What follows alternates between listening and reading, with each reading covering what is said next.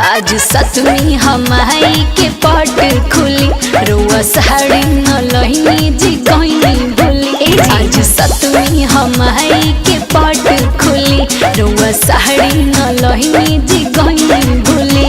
सुनतानी तरुए बोली कहा पहिर के करब दर्शनिया तनाया साड़ी के फेर में अबेर जहनी करा धनिया।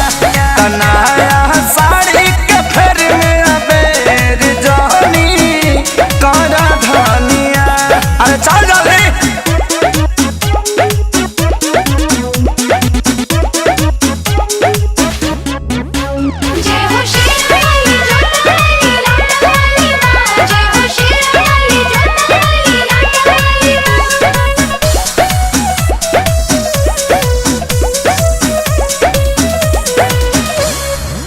कम से कम आज के दिन ना करते कंजूसी मन कहरता जाई हम रउआ से रूसी। अरे चलती के चक्कर में हो गई नी बिस्फोर हो। छोटी मोटी बात खातिर कर न मना थोर हो। बुझले न रहुआ बनाया हम कनिया। तनाया साड़ी के फेर में अबेर जहनी कर धनिया। तनाया साड़ी के फेर में अबेर जहनी कर धनिया।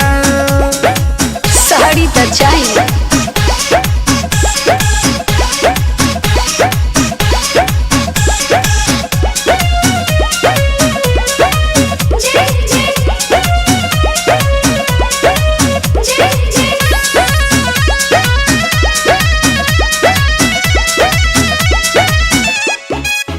बात बाटे देवी माई के एही से चलतानी न कहलती ना घर से आज सही कहतानी।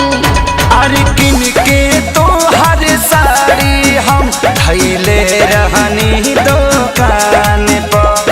शौक न कर तू सोनू यादराज के ईमान पर। खा करी हे सारी रोशन बुद्धि देश महरनिया। तनाया साड़ी के भर में अबेर जहनी कर धनिया। नया साड़ी के भर में अबेर जहनी कर धनिया। गुस्सा थूक दो लेकिन चला माई के दर्शन करे। तनाया साड़ी के फेर में